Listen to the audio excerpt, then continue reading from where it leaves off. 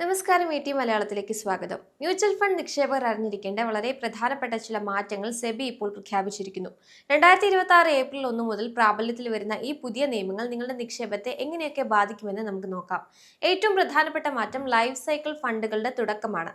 നിങ്ങളുടെ വിരമിക്കൽ അല്ലെങ്കിൽ കുട്ടികളുടെ വിദ്യാഭ്യാസം പോലുള്ള നിശ്ചിത ലക്ഷ്യങ്ങൾക്കായിട്ടാണ് ഈ ഫണ്ടുകൾ. ഇതിന്റെ പ്രത്യേകത ഇതിലൊരു ഗ്ലൈഡ് പാത്ത് ഉണ്ടെന്നാണ്. അതായത് ലക്ഷ്യത്തിലേക്ക് എത്തുന്നതിന് വർഷങ്ങൾ ബാക്കിയുള്ളപ്പോൾ കൂടുതൽ തുക ഓഹരികൾ നിക്ഷേപിക്കുകയും ലക്ഷ്യം അടുക്കും തോറും പണം സുരക്ഷിതമായ ഡെറ്റ് ഫണ്ടുകളിലേക്ക് മാറ്റുകയും ചെയ്യും. ഈ ഫണ്ടുകൾക്ക് 5 മുതൽ 30 വർഷം വരെ കാലാവധി ഉണ്ടാകും. മറ്റൊരു വലിയ മാറ്റം ഇതുവരെ ഉണ്ടായിരുന്ന സൊല്യൂഷൻ ഓറിയന്റഡ് ഫണ്ടുകൾ സെബി നിർത്തലാക്കി എന്നതാണ്. നിലവിൽ ഇത്തരം ഫണ്ടുകൾ നിക്ഷേപമുള്ളവർ പേടിക്കേണ്ടതില്ല. അവ സമാനമായ റിസ്ക് ഉള്ള മറ്റു ഫണ്ടുകളിലേക്ക് ലയിപ്പിക്കും. ഓഹരി വിപണിയിലെ നിക്ഷേപ നിയമങ്ങളിലും മാറ്റമുണ്ട്. ഇനി മുതൽ മ്യൂച്വൽ ഫണ്ട് കമ്പനികൾക്ക് വാല്യൂ ഫണ്ടും കോൺട്രാ ഫണ്ടും ഒരേ സമയം നടത്താം. പക്ഷെ ഒരു നിബന്ധനയുണ്ട്. ഇവ തമ്മിലുള്ള പോർട്ട്ഫോളിയോ ഓവർലാപ്പ്, അതായത് ഒരേ ഓഹരികൾ തന്നെ രണ്ട് ഫണ്ടിലും വരുന്നത് 50% കൂടാൻ പാടില്ല. സെക്ടറൽ ഫണ്ടുകൾക്കും തീമാറ്റിക് ഫണ്ടുകൾക്കും ഈ 50% ഓവർലാപ്പ് നിയമം ബാധകമാണ്. പുതിയതായി അവതരിപ്പിച്ച ലൈഫ് സൈക്കിൾ ഫണ്ടുകൾക്കായി ഒരു പ്രത്യേക എക്സിറ്റ് ലോഡ് ഘടന കൊണ്ടുവന്നിട്ടുണ്ട്. നിക്ഷേപകർക്കിടയിൽ ദീർഘകാല അച്ചടക്കം പ്രോത്സാഹിപ്പിക്കുക എന്നതാണ് ഇതിന്റെ പ്രധാന ലക്ഷ്യം.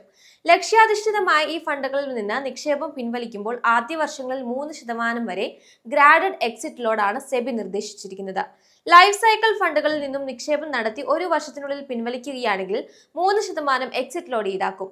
2 വർഷത്തിനുള്ളിലാണെങ്കിൽ 2%, 3 വർഷത്തിനുള്ളിലാണെങ്കിൽ 1%ആയിരിക്കും എക്സിറ്റ് ലോഡ്.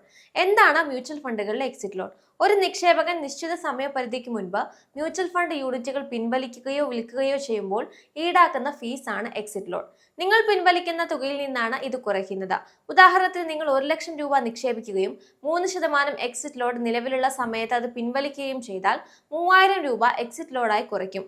അപ്പോൾ നിങ്ങൾക്ക് ലഭിക്കുന്നത് 97,000 രൂപയായിരിക്കും. ഫണ്ടിന്റെ അന്നത്തെ NAV മൂല്യത്തിനനുസരിച്ച് ഇതിൽ മാറ്റം വരാം. എക്സിറ്റ് ലോഡ് എന്നത് ഒരു പിഴ എന്നതിലുപരി നിക്ഷേപകർ ഇടയ്ക്കിടെ പണം പിൻവലിക്കുന്നത് തടയാനും ദീർഘകാല നിക്ഷേപകരുടെ താൽപ്പര്യങ്ങൾ സംരക്ഷിക്കാനുമാണ് ഏർപ്പെടുത്തിയിരിക്കുന്നത്. ഒരു കാര്യം ശ്രദ്ധിക്കേണ്ടത്, ഈ മാറ്റങ്ങൾ ലൈഫ് സൈക്കിൾ ഫണ്ടുകൾക്ക് മാത്രമാണ്. നിലവിലുള്ള ഇക്വിറ്റി, ഡെറ്റ് അല്ലെങ്കിൽ ഹൈബ്രിഡ് ഫണ്ട് വിഭാഗങ്ങളിൽ മറ്റ് എക്സിറ്റ് ലോഡ് മാറ്റങ്ങളൊന്നും ഈ സർക്കുലറിൽ പ്രഖ്യാപിച്ചിട്ടില്ല. എന്തുകൊണ്ടാണ് സെബി ഈ നിയമം കൊണ്ടുവന്നത്? ലൈഫ് സൈക്കിൾ ഫണ്ടുകൾ എന്നത് ഒരു നിശ്ചിത കാലാവധി ലക്ഷ്യം വെച്ചുള്ള ദീർഘകാല നിക്ഷേപമാണ്. കാലാവധി അടുക്കും തോറും ഈ ഫണ്ടുകൾ ഓഹരികളിലെ നിക്ഷേപം കുറയ്ക്കുകയും സുരക്ഷിതമായ കടപ്പത്രങ്ങളിലെ നിക്ഷേപം വർദ്ധിപ്പിക്കുകയും ചെയ്യുന്നുണ്ട്. നിക്ഷേപകർക്കിടയിൽ സാമ്പത്തിക അച്ചടക്കം ഉറപ്പാക്കാനും ലക്ഷ്യം പൂർത്തിയാകുന്നതുവരെ നിക്ഷേപം നിലനിർത്താൻ പ്രേരിപ്പിക്കാനുമാണ് സെബി ഈ കർശനമായ എക്സിറ്റ് ലോഡ് ഘടന അവതരിപ്പിച്ചത്. റിട്ടയർമെന്റ് അല്ലെങ്കിൽ സമ്പത്ത് സൃഷ്ടിക്കൽ പോലുള്ള ദീർഘകാല ലക്ഷ്യങ്ങൾക്കായി രൂപകൽപ്പന ചെയ്തിട്ടുള്ളതാണ് ഈ ഫണ്ടുകൾ. അതിനാൽ തന്നെ വിപണിയിലെ ചെറിയ മാറ്റങ്ങൾ കണ്ട് നിക്ഷേപകർ പെട്ടെന്ന് പിൻവാങ്ങാതെ ദീർഘകാലം നിക്ഷേപം തുടരുന്നു എന്ന് ഉറപ്പാക്കാനാണ് സെബി ആഗ്രഹിക്കുന്നത്.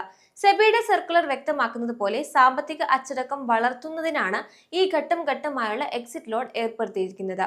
ലളിതമായി പറഞ്ഞാൽ ഈ ഫണ്ടുകളെ ഹ്രസ്വകാല വ്യാപാരത്തിനുള്ള ഒരു മാർഗമായല്ല, മറിച്ച് ദീർഘകാലത്തേക്കുള്ള ഒരു പ്രതിബദ്ധതയായി കാണണമെന്നാണ് റെഗുലേറ്റർ ആഗ്രഹിക്കുന്നത്. ഇത് നിക്ഷേപകരെ എങ്ങനെയാണ് ബാധിക്കുക? കാലാവധി പൂർത്തിയാകുന്നത് വരെ നിക്ഷേപം തുടരാൻ പദ്ധതിയിടുന്നവർക്ക് ഈ എക്സിറ്റ് ലോഡ് ഒരു വലിയ പ്രശ്നമല്ല. ആദ്യ 3 വർഷത്തിനുള്ളിൽ പണം പിൻവലിക്കാൻ സാധ്യതയുള്ള നിക്ഷേപകർ നിക്ഷേപം തുടങ്ങുന്നതിന് മുൻപ് ഈ അധിക ചിലവ് കൂടി കണക്കിലെടുക്കേണ്ടതുണ്ട്. ഇതിനു പുറമെ കുട്ടികളുടെയും വിരമിച്ചവർക്കുമുള്ള മ്യൂച്വൽ ഫണ്ട് സ്കീമുകൾ ഉൾപ്പെടുന്ന സൊല്യൂഷൻ ഓറിയന്റഡ് വിഭാഗം നിർത്തലാക്കുന്നതായിട്ട് പ്രഖ്യാപിച്ചിരുന്നു. സർക്കുലർ പുറത്തിറങ്ങിയ തീയതി മുതൽ സൊല്യൂഷൻ ഓറിയന്റഡ് വിഭാഗം നിർത്തലാക്കിയിട്ടുണ്ട്. ഈ വിഭാഗത്തിന് കീഴിലുള്ള നിലവിലെ സ്കീമുകൾ പുതിയ നിക്ഷേപങ്ങൾ സ്വീകരിക്കുന്നത് ഉടനടി നിർത്തലാക്കും. ഇത്തരം സ്കീമുകൾ സമാനമായ നിക്ഷേപ രീതികളും റിസ്ക് സാധ്യതകളുമുള്ള മറ്റ് സ്കീമുകളുമായി ലയിപ്പിക്കാനാണ് തീരുമാനിച്ചിരിക്കുന്നത്. ഇതിനായി സെബിയുടെ മുൻകൂർ അനുമതി ആവശ്യമാണ്. 2026 ജനുവരി 31 കണക്കനുസരിച്ച് കുട്ടികളുടെ ഫണ്ട് വിഭാഗത്തിൽ 15 സ്കീമുകളും റിട്ടയർമെന്റ് ഫണ്ട് വിഭാഗത്തിൽ 29 സ്കീമുകളുമാണ് നിലവിലുള്ളത്. കൂടാതെ കോൺട്രാ ഫണ്ടുകൾ, സെക്ടറൽ ഡെപ്റ്റ് ഫണ്ടുകൾ തുടങ്ങിയ പുതിയ വിഭാഗങ്ങൾ റെഗുലേറ്റർ അവതരിപ്പിച്ചിട്ടുണ്ട്. അതോടൊപ്പം ലക്ഷ്യാധിഷ്ഠിതമായ ലൈഫ് സൈക്കിൾ ഫണ്ടുകൾ കൂട്ടിച്ചേർക്കുകയും നിലവിലുള്ള സ്കീമുകളെ 6 മാസത്തിനുള്ളിൽ പുതിയ നിയമങ്ങൾക്കനുസരിച്ച് ക്രമീകരിക്കാൻ അസറ്റ് മാനേജർക്ക് നിർദ്ദേശം നൽകുകയും ചെയ്തിട്ടുണ്ട്. കൂടാതെ ഫണ്ട് ഓഫ് ഫണ്ട്സ് ലോഞ്ച് ചെയ്യുന്നതിനും പരിധികൾ നിശ്ചയിച്ചിരിക്കുന്നു.